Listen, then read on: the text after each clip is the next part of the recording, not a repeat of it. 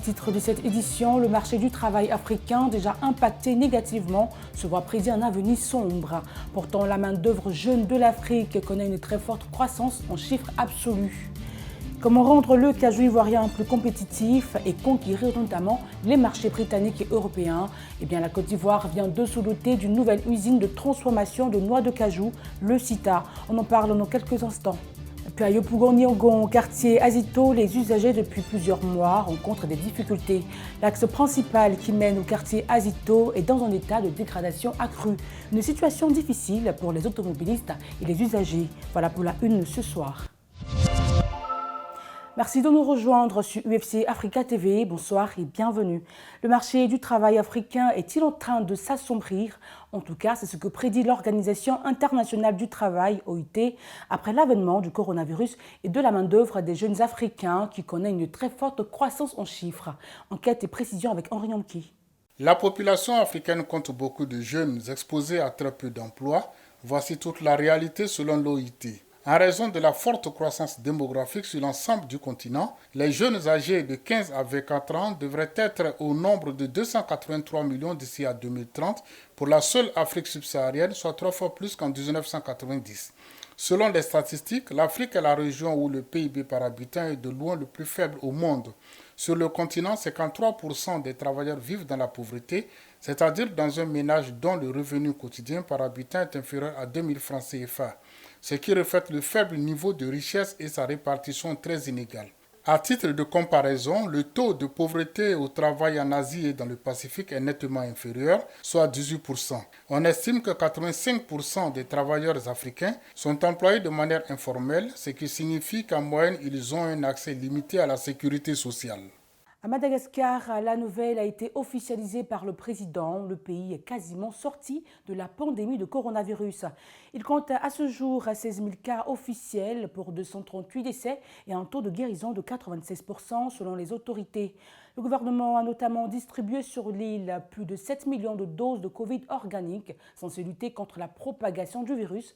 Malgré la fin de l'état d'urgence sanitaire, les vols régionaux sont toujours annulés, les mesures barrières restent en vigueur et les réunions de plus de 200 personnes sont encore interdites.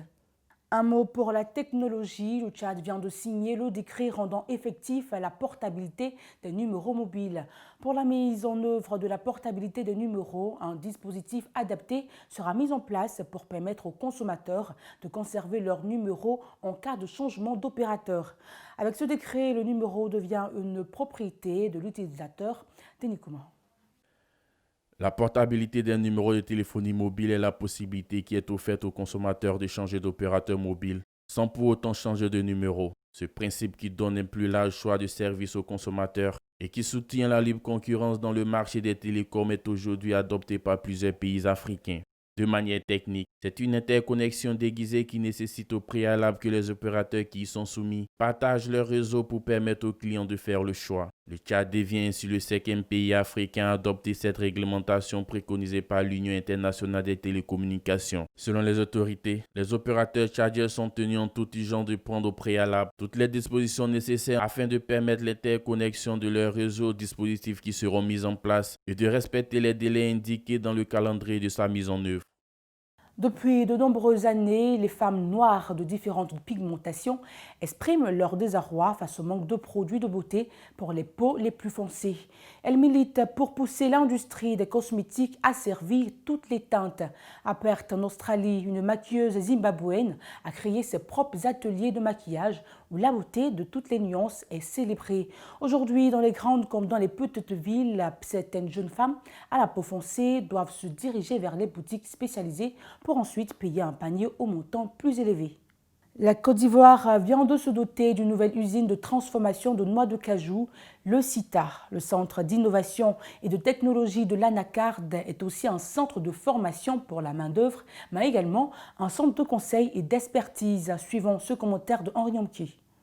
La Côte d'Ivoire est aujourd'hui le premier producteur mondial de noix de cajou, alors qu'on n'entendait même pas parler de cette plante dans le pays il y a 20 ans. Pays qui s'est maintenant lancé dans la transformation. L'idée étant que l'anacarde ne subisse pas la même évolution que le cacao, dont le pays est également le premier producteur mondial depuis des années selon le Centre d'innovation et de technologie de l'anacarde. La Côte d'Ivoire assure aujourd'hui au moins une première transformation de 100 000 tonnes de noix de cajou, soit 13% de sa production annuelle qui est de 750 000 tonnes.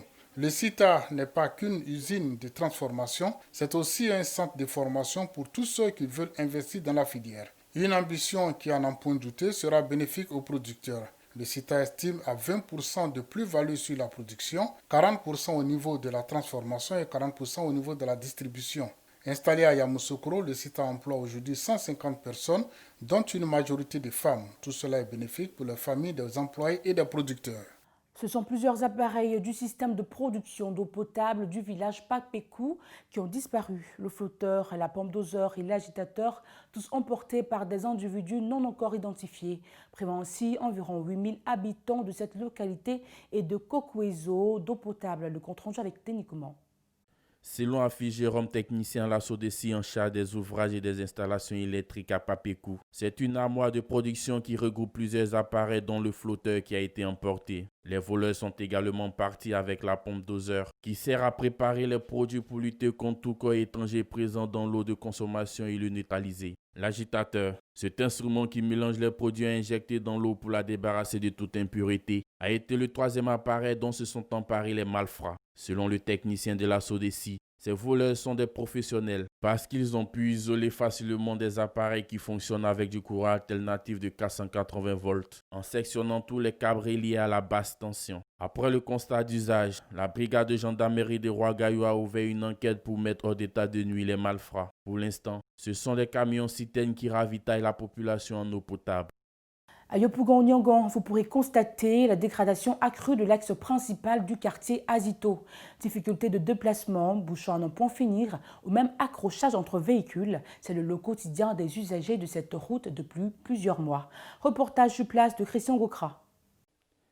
Nid de poules par endroits, écoulement d'eau usée et montée de sable sur la chaussée. Nous sommes sur l'axe principal qui mène au quartier Azito, dans la commune de Yopougon-Niangon. Une voie de 2 km reliant des sous-quartiers de la zone. Mais ici, se déplacer est un véritable calvaire pour les usagers. Les gens réparent, on ne sait pas comment ils le font, mais vraiment, ce n'est pas ça. Les gros camions qui vont chercher du sable en bordure d'eau, dans la lagune. Et là, il a plu l'eau de ruissellement, l'eau des égouts. Donc, ce qui fait que vraiment, la voie est dégradée à tout moment. Pour une distance de 2 km, tu peux faire au moins 15 minutes sur la voie avant d'arriver à Azito. C'est vraiment difficile. Quand il pleut ici, non seulement la route est gâtée, il y a ça crée d'embouteillage. Puis bon, à tout moment, les voitures s'enfoncent. Les voitures s'enfoncent de chaque matin, de jour en jour, on pousse les voitures. C'est pas possible. Moi, je suis à moto. Même, regardez, je suis obligé de passer sur la chaussée, le trottoir, là où les piétons passent. Mais imaginez-vous, je peux cogner quelqu'un, parce que ce n'est pas ma voie. On est obligé de prendre des petites voies pour pouvoir vraiment éviter les trous et autres là. Voilà. Monsieur Atiwa, habitant du quartier Azito depuis plusieurs années, évoque un problème de canalisation qui, pour lui, est aussi un facteur clé du problème. Ce que j'ai constaté, c'est que quand la voie a été faite, les tuyaux de canalisation sont très petits. Quand il pleut, l'eau n'arrive pas à circuler. Le sable bouche ces canalisations-là. Alors je demande qu'on reprenne avec de grands tuyaux, comme ça l'eau va passer tranquillement. Et c'est ça qui fait que l'eau ressort sur la voie et ça dégrade le goudron. Ce résident qui affronte les difficultés au quotidien plaide pour qu'une solution soit trouvée. Qu'on demande à ce que les gens utilisent d'abord les bons matériaux, qu'on prenne des gens qui s'y connaissent réellement en matière de voirie. Parce que ce n'est pas la première fois. Ça fait 3-4 fois qu'on vient réparer cette voie, mais à chaque fois on revient toujours à la case départ. Cet appel ne va pas rester dans des olets de trous et que l'État fasse en sorte vraiment que nous soyons satisfaits. Et nous aussi, à notre retour, nous allons nous sensibiliser aussi pour veiller à ce que l'état de cette route-là soit bien fait. Le quartier Azito de la commune de Yopougon abrite l'une des plus grandes centrales électriques de Côte d'Ivoire. On y trouve également plusieurs activités économiques. La réhabilitation de cette voie serait un soulagement pour de nombreuses personnes. La cellule antidrogue de la gendarmerie de Boaké a découvert dans une maison inachevée sur la route menant à Diabo un important lot de médicaments contrefaits et périmés issus de la contrebande. Ayant reçu la nouvelle concernant cette grosse saisie, Brahman Kone, procureur de la République, s'est rendu dans les locaux de la cellule antidrogue de la gendarmerie pour les féliciter et les encourager. Si au moment de la saisie, aucune présence humaine n'a été constatée, le procureur de la République a affirmé qu'une enquête a été immédiatement ouverte pour que les auteurs soient appréhendés et mis à la disposition de la justice. Et c'est la fin de votre journal. À demain pour un nouveau tour de l'actualité dans le monde. D'ici là, portez-vous bien.